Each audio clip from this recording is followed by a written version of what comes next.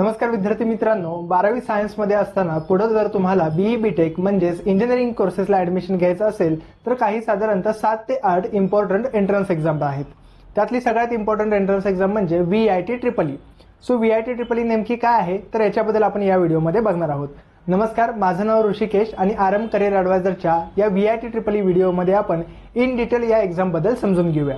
So सगळ्यात अगोदर VIT triple ईचं long form काय आहे तर Vellore institute of technology engineering entrance exam. म्हणजे वेल्लोर ग्रुप ऑफ इन्स्टिट्यूट्सचे जे काही कॅम्पसेस आहेत या कॅम्पसेसमध्ये जर तुम्हाला बीई बीटेक कोर्सेससाठी ॲडमिशन घ्यायचं असेल तर VIT ग्रुपची एक सेपरेट एंट्रन्स एक्झाम तुम्हाला द्यावी लागते, ज्याला VIT ट्रिपल ई 2025 असं म्हणलं जातं. सो साधारणतः कॅम्पसेस कोणते आहेत आणि थोडंसं इन डिटेल या एंट्रन्स एक्झामबद्दल आपण बघूया. सगळ्यात अगोदर म्हणजे कॅम्पसेस.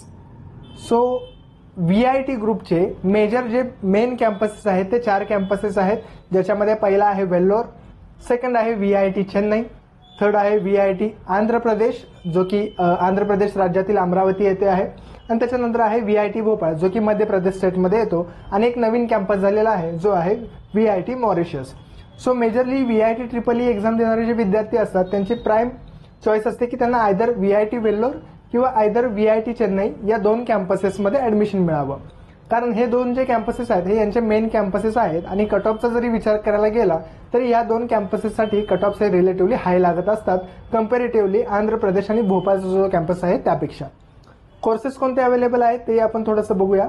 सो सध्या मार्केटमध्ये जे काही ट्रेंडिंग कोर्सेस आहेत ज्याची मुलांकडून डिमांड केली जाते तर असे सगळे टॉप कोर्सेस जसे की BTech computer science and engineering, BTech computer science and engineering, artificial intelligence, machine learning, data science, तर असे सगळे मार्केट ओरिएंटेड सध्या ज्या कोर्सेसला प्लेसमेंट चांगले आहेत, ज्या डिमांडिंग कोर्सेस आहेत ते सगळे कोर्सेस या 4ही कॅम्पसेसमध्ये तुम्हाला बघायला मिळतील. त्यानंतर चेन्नईचे जे काही कॅम्पस आहे तर थोडेसे काही कोर्सेसमध्ये चेंजेस तुम्हाला इथं बघायला मिळू शकतात. म्हणजे काही वेगळे कोर्सेस तुम्हाला वेल्लोरमध्ये बघायला मिळतील, त्याच्यापेक्षा काहीसे वेगळे कोर्सेस चेन्नईमध्ये, थोडेफार कोर्सेसमध्ये या ठिकाणी चेंजेस आहेत. यातल्या कोणत्याही कॅम्पसला मात्र तुम्हाला ॲडमिशन घ्यायचं असेल तर एंट्रन्स एक्झाम ही कॉमन एकच असेल, जी की VIT ट्रिपल ई 2025. सो कोर्सेसची लिस्ट यामध्ये दिलेली आहे. त्यानंतर सगळ्यात इम्पॉर्टंट म्हणजे जर तुम्हाला या VIT ट्रिपल ई एंट्रन्स एक्झामसाठी अपियर व्हायचं असेल किंवा VIT ग्रुप ऑफ इन्स्टिट्यूटमध्ये ॲडमिशन घ्यायचं असेल तर त्यासाठी इलिजिबिलिटी क्रायटेरिया काय आहे. इलिजिबिलिटी म्हणजे पात्रता निकष. जर तुम्हाला या कॅम्पसेसमध्ये ॲडमिशन घ्यायचं असेल तर पात्रता काय पाहिजे तर पहिल्यांदा म्हणजे इंडियन रेसिडेंट असू दे, जो कोणी ॲडमिशन घेणारा विद्यार्थी असेल तो आयदर इंडियन रेसिडेंट असेल तरीही तो या प्रोसेसमध्ये जाऊ शकतो, किंवा तो NRI स्टुडंट असेल तरी सुद्धा या प्रोसेसमध्ये जाऊ शकतो. सेकंड काय म्हणलेलं बघा, एज लिमिट. आता एज लिमिटचा क्रायटेरिया इथं सगळ्यात महत्त्वाचा दिलेला आहे. एज लिमिट काय म्हणलेलं आहे बघा, candidates whose date of birth falls on or after 1 July 2003. म्हणजे 1 जुलै 2003 नंतर जे कोणी विद्यार्थी जन्मलेले असतील तर ते सगळे विद्यार्थी या एंट्रन्स एक्झामसाठी इलिजिबल असणार आहे. त्यानंतर अजून एक महत्त्वाचं म्हणजे की ही जन्मतारीख कशावरून कन्सिडर केली जाईल तर तुमचं हायस्कूल, SSC किंवा क्लास X सर्टिफिकेट, जी तुमची 10th झाली असेल तर 10thच्या सर्टिफिकेटवरती तुमची डेट ऑफ बर्थ असते, किंवा तुम्ही जर CBSE बोर्डमधून पासआउट झाला असाल तर 10thच्या CBSE बोर्डच्या मार्कशीटवरती तुमची 10वीची मार्कशीटवरती तुमची जन्मतारीख ही मेन्शन केलेली असते. तर हीच जन्मतारीख स्टँडर्ड म्हणून कन्सिडर केली जाते. आधार कार्ड किंवा इतर कोणत्याही ID प्रूफवरची ही जन्मतारीख ही कन्सिडर केली जाणार नाही. सो ती जन्मतारीख एकदा चेक करून घ्यायची आहे. त्यानंतर काय म्हणलेलं आहे बघा की बोर्ड्स. आता कोणते बोर्ड्स या ठिकाणी तुमचे क्वालिफाईंग बोर्ड्स. क्वालिफाईंग एक्झामिनेशन म्हणजे काय पहिल्यांदा समजून घेऊया की जेव्हा आपण आफ्टर 12th एखाद्या अंडर ग्रॅज्युएट कोर्सेससाठी जातो तर त्या अंडर ग्रॅज्युएट कोर्सेससाठी क्वालिफाईंग एक्झामिनेशन जी पकडली जाते ती असते तुमची 12वीची बोर्ड एक्झाम. आता ही 12वीची बोर्ड एक्झाम तुम्ही कोणत्या बोर्डमधून पासआउट झालेला आहात हे सुद्धा या ठिकाणी बघितलं जातं. सो मेजरली आपल्याकडे जे स्टुडंट्स असतात ते आयदर स्टेट बोर्ड किंवा CBSE बोर्डमधून पासआउट झालेले असतात. सो हा जो पहिलाच ऑप्शन दिलेला आहे की इथं CBSE बोर्डचा तुम्हाला ऑप्शन दिसेल, किंवा स्टेट बोर्डचा सुद्धा ऑप्शन तुम्हाला या ठिकाणी बघायला मिळेल. इथं स्टेट बोर्ड दिलेला आहे, तर तुम्ही स्टेट बोर्डमधून किंवा CBSE बोर्डमधून जरी पासआउट झाला असाल, तुमची 10+2 म्हणजे 12ची बोर्ड एक्झाम जर तुम्ही या बोर्ड्समधून पासआउट झाला असाल तर तुम्ही VIT ट्रिपल ई एक्झाम देण्यासाठी इलिजिबल आहात. हे 2 बोर्ड सोडून याच्या व्यतिरिक्तही कोणत्या बोर्डमधून तुम्ही पासआउट झाला असाल तर त्याचेही बरेचसे ऑप्शन्स या ठिकाणी दिलेले आहेत, जसे की इंटरनॅशनल बॅक्युलर डिप्लोमा असेल किंवा इंटरनॅशनल अजून एखादा 10+2 इक्विव्हॅलंट कोर्स असेल, तर ही सर्व मुलं या एंट्रन्स एक्झाममध्ये इलिजिबल कन्सिडर केली जातात. आता राहिली दुसरी गोष्ट म्हणजे की 12वी बोर्डमध्ये सुद्धा मार्क्स मिनिमम आपल्याला किती असायला पाहिजेत याचा सुद्धा एक क्रायटेरिया या ठिकाणी दिलेला आहे. आता तो किती आहे तोही थोडंसं आपण बघून घेऊया. जसं की आपण जेई मध्ये बघितलं असेल की NIT आणि IIIT किंवा NIT मध्ये जायचं असेल आपल्याला तर मिनिमम 75 मार्क्सचा 75% क्रायटेरिया त्या ठिकाणी दिलेला असतो. अशाच प्रकारचा क्रायटेरिया VIT EEE साठी सुद्धा दिलेला आहे. आता इथे किती दिलेलं आहे बघा. Applicants applying for the undergraduate engineering admission in 2025 should have pass with minimum aggregate of 60%. 60% तुम्हाला मिनिमम 12th बोर्डमध्ये असायलाच पाहिजेत. मात्र कोणत्या सब्जेक्ट्समध्ये? Physics, chemistry and mathematics. म्हणजे जे कोणी PCM ग्रुपचे विद्यार्थी असतील तर या PCM ग्रुपच्या विद्यार्थ्यांना फिजिक्स, केमिस्ट्री आणि मॅथमॅटिक्स या 3 सब्जेक्ट्समध्ये 60% असणं गरजेचं आहे. तरच हे विद्यार्थी या एंट्रन्स एक्झामसाठी इलिजिबल असतील. ज्या विद्यार्थ्यांचा PCB असेल तर त्यांना PCB मध्ये 60% सिक्युअर करायचे आहेत. त्यानंतर काय म्हणलेलं आहे बघा. जे विद्यार्थी SC ST कॅटेगरीमध्ये असतील, ओके, जे विद्यार्थी SC किंवा ST कॅटेगरीमध्ये असतील तर असे विद्यार्थी 50% सुद्धा एलिजिबल होऊन जाणार आहेत. पण त्यासाठी त्या विद्यार्थ्यांकडे त्यांच्या कॅटेगरीचे सर्टिफिकेट सुद्धा असणं गरजेचं आहे. तरच त्यांना रिझर्वेशनचे जे काही बेनिफिट्स आहेत ते मिळणार आहेत. त्यानंतर आणि काही इम्पॉर्टंट इथं थोडेसे टर्म्स अँड कंडिशन्स दिलेले आहेत. जसं की VIT EEE ही जी एंट्रन्स एक्झाम आहे ही दोन्ही विद्यार्थ्यांना देता येते. म्हणजे ज्या विद्यार्थ्यांचा PCM आहे या विद्यार्थ्यांना सुद्धा देता येते. ज्या विद्यार्थ्यांचा PCB हा सब्जेक्ट ग्रुप आहे अशा दोन्ही विद्यार्थ्यांना देता येते. मात्र एक छोटासा क्रायटेरिया या ठिकाणी काय दिलेला आहे की ज्या विद्यार्थ्यांचा PCM किंवा PCMB म्हणजे मॅथमॅटिक्स पण आहे आणि बायोलॉजी पण आहे अशा विद्यार्थ्यांना सगळ्या बीटेक कोर्सेससाठी जाता येतं. हे जे विद्यार्थी आहेत हे VIT EEE ग्रुपच्या जेवढ्या काही ब्रांचेस असतील इंजिनिअरिंगच्या BE BTechच्या तर या सगळ्या ब्रांचेससाठी ही मुलं इलिजिबल असणार आहेत.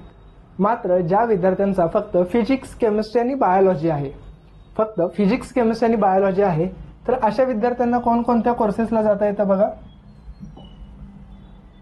असे जे कोणी विद्यार्थी असणार आहेत तर या विद्यार्थ्यांना BTech इन बायोटेक्नॉलॉजी, त्यानंतर BTech computer science and engineering, bio informatics, biomedical engineering, BTech health sciences, BTech bio engineering आणि BTech computer science and engineering health informatics.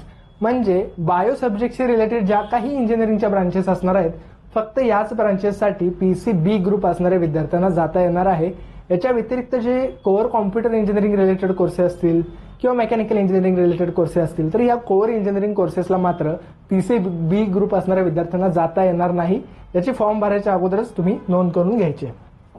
त्यानंतर काही इम्पॉर्टंट गोष्टी अजून आपण बघूया.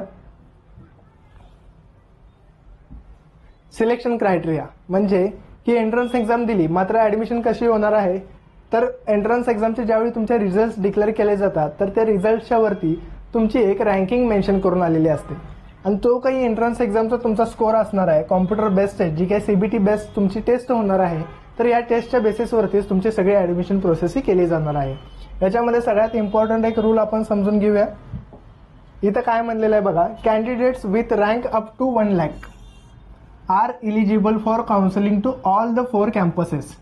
म्हणजे ज्या विद्यार्थ्यांची रँक 1 लाखाच्या आत आहे, ओके, जो तुमचा VIT EEEचा रिझल्ट डिक्लेअर केला जाईल त्या रिझल्टवरती जर तुमची रँक ही 1 लाखाच्या आतमध्ये आली असेल तर अशा विद्यार्थ्यांना 4ही कॅम्पसेस म्हणजे वेल्लोरचा कॅम्पस असेल, चेन्नईचा असेल, आंध्र प्रदेशचा असेल किंवा भोपाळचा असेल तर या सगळ्या कॅम्पसेसमध्ये या विद्यार्थ्यांना कन्सिडर केलं जाणार आहे.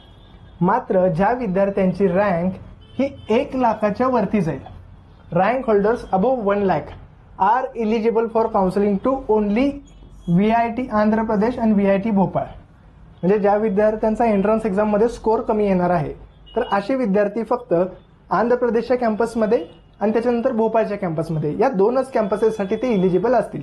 जे त्यांचे 2 मेन कॅम्पसेस आहेत वेल्लोर आणि चेन्नई या कॅम्पसेसमध्ये मात्र या विद्यार्थ्यांना ऍडमिशन प्रोसेस करता येणार नाही आणि या 2 कॅम्पसेसमध्येच जर ऍडमिशन हवं असेल तर रँक मात्र 1 लाखाच्या आत येणं गरजेचंच आहे. सो हे थोडंसं समजून घेणं महत्त्वाचं आहे. या क्रायटेरियाबद्दल बऱ्याच विद्यार्थ्यांना माहिती नसतं. एक्झाम पॅटर्न कसा आहे बघा. तर जसं की मी सांगितलं की PCB आणि PCM दोन्ही ग्रुप असणाऱ्या विद्यार्थ्यांना ही एंट्रन्स एक्झाम देता येते. ज्या विद्यार्थ्यांचा PCM म्हणजे फिजिक्स, केमिस्ट्री आणि मॅथमॅटिक्स आहे, तर त्यांचा पेपर कसा असणार आहे? Mathematics 40 questions, physics 35 questions, chemistry 35 questions, English 5 questions आणि ॲप्टिट्यूड 10 क्वेश्चन्स, असे टोटल एवढ्या सब्जेक्ट्सवरती तुमची ही एक्झाम घेतली जाणार आहे. राहिली गोष्ट ज्या विद्यार्थ्यांचा बायोलॉजी ग्रुप आहे, बायोलॉजीचं कसं आहे बघा. Biology 40 questions, physics 35 questions, chemistry 35 questions, English 5 questions आणि ॲप्टिट्यूड 10 क्वेश्चन्स. दोन्हीसाठी टाइम ड्युरेशन आहे जो सेमच आहे. 2 hours and 30 minutesची एक्झाम असणार आहे. नेगेटिव्ह मार्किंग कसल्याही प्रकारचं नाही, तो एक बेनिफिट्स आहे मुलांसाठी. टायमिंग सेम आहे. एंट्रन्स एक्झामची मात्र एक समजून घ्यायचं की एंट्रन्स एक्झाम ही JEE किंवा बीटसॅट सारखी वर्षातून 2 वेळा होत नाही. एंट्रन्स एक्झाम ही वर्षातून एकदाच होत असते व जर तुम्ही फॉर्म फिलिंगच्या डेट्स जर मिस आउट केल्या तर मात्र तुम्हाला परत हा फॉर्म भरता येणार नाही. सिलेबसचं बघायला गेलं तर सिलेबस कॉपीज आपल्याकडे अवेलेबल आहेत. ज्या कोणी विद्यार्थ्यांना या एंट्रन्स एक्झामसाठीचा जो सिलेबस आहे या सिलेबस कॉपी जर हव्या असतील तर आरामच्या व्हॉट्सअपच्या नंबरवरती तुम्ही कॉन्टॅक्ट करायचा आहे, तुम्हाला ते शेअर केल्या जातील. त्यानंतर अजून काही इम्पॉर्टंट गोष्टी बघूया. काही कॅम्पसेसचे इथं फोटो दिलेले आहेत तुमच्या इन्फॉर्मेशनसाठी. आता या इमेजेस ओपन होत नाहीत, मी थोडंसं वरूनच फक्त तुम्ही बघून घ्या. VIT वेल्लोर कॅम्पस कसा आहे, VIT Chennai campus, VIT Andhra Pradesh campus, VIT Bhopal campus and then Mauritius जो की न्यू कॅम्पस आहे. सगळ्यात इम्पॉर्टंट डेट्स. आता ज्या विद्यार्थ्यांना फॉर्म भरायचा आहे तर त्यांच्यासाठी डेट्स काय आहेत बघा. डेट्स विसरायच्या नाहीत. 31 मार्च 2025 लास्ट ऑनलाईन ॲप्लिकेशनची डेट असणार आहे. आता आपल्याला जरी ही 31 मार्च म्हणजे खूप पुढची डेट आहे, अजून बराच वेळ आपल्याकडे शिल्लक आहे असं जरी वाटत असेल तरी मात्र येणाऱ्या काळामध्ये तुमच्या JEE मेनच्या एक्झाम्स जानेवारी महिन्यामध्ये असणार आहेत, त्याचे रिझल्ट्स लगेच डिक्लेअर होतील. त्यानंतर तुमच्या 12वी बोर्डच्या एक्झाम सुद्धा येणार आहेत. तर याच्यामध्ये ही 31 मार्चची डेट कशी निघून गेली हे मुलांना समजत सुद्धा नाही. त्यामुळं आता जर तुमच्याकडे वेळ अवेलेबल आहे तर या 31 मार्चच्या अगोदर तुम्हाला ऑनलाईन ॲप्लिकेशन फॉर्म या एंट्रन्स एक्झामसाठीचा जो आहे तो फिलअप करून घ्यायचा आहे. हा एंट्रन्स एक्झामचा फॉर्म जर तुम्हाला फिलअप करायचा असेल तर आरंभ करिअर ॲडवायझरच्या ऑफिसला तुम्ही कॉन्टॅक्ट करू शकता. इथून तुम्हाला हे सगळे फॉर्म्स भरून दिले जातात. त्यानंतर एक्झामची डेट सुद्धा दिलेली आहे. 21 एप्रिल ते 27 एप्रिलमध्ये तुमची VITची एक्झाम ही होणार आहे. आता इथं 21 एप्रिल ते 27 एप्रिल जसं की JEE मेनला तुम्हाला वेगवेगळ्या दिवशी वेगवेगळे स्लॉट्स दिले जातात आणि आपल्याला एक्झाम सेंटरवरती जाऊन एक्झाम द्यायची असते, तशाच प्रकारचं इथं असतं. पण तिथे खूप छान फॅसिलिटी आपल्याला दिलेली आहे की 21 ते 27 तारखेमध्ये तुम्हाला कोणत्या तारखेला जाऊन एक्झाम द्यायची आहे तो स्लॉट तुम्हाला बुक करायचा आहे. म्हणजे फॉर एक्झाम्पल 21 तारखेपासून ते 27 तारखेपर्यंत आहे, पण माझ्यासाठी 25 तारीख ही कन्व्हिनियंट आहे. सो 25 तारखेला मी टाइम स्लॉट मला सिलेक्ट करायचा असतो व त्या दिवशी त्या वेळेमध्ये मला सेंटरवरती जाऊन ती एक्झाम द्यायची असते. सो स्लॉट बुकिंग करणं इथं इम्पॉर्टंट असतं आणि ती फॅसिलिटी विद्यार्थ्यांकडे VIT ग्रुपने दिलेली आहे.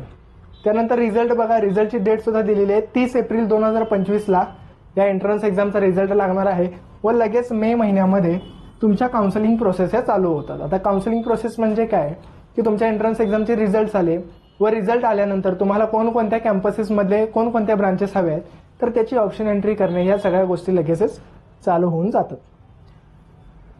त्यानंतर VIT बद्दल काही थोडेसे की हायलाइट्स या ठिकाणी दिलेले आहेत. यावर्षीचा जर विचार करायला गेला तर टोटल 754 कंपनीजनी या ठिकाणी व्हिजिट्स केलेल्या होत्या आणि काही रँकिंग्सबद्दलही थोडीशी इन्फॉर्मेशन या ठिकाणी दिलेली आहे.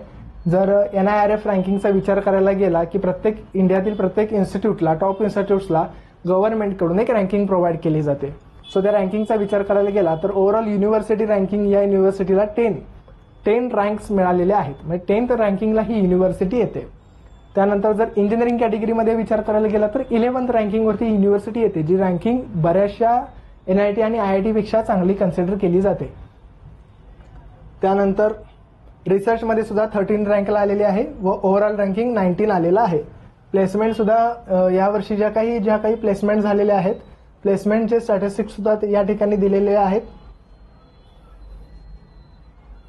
ओके. हायेस्ट सॅलरी तुम्ही या ठिकाणी बघू शकता. हायेस्ट सॅलरी यावर्षी 1 CR या विद्यार्थ्यांना मिळालेली आहे.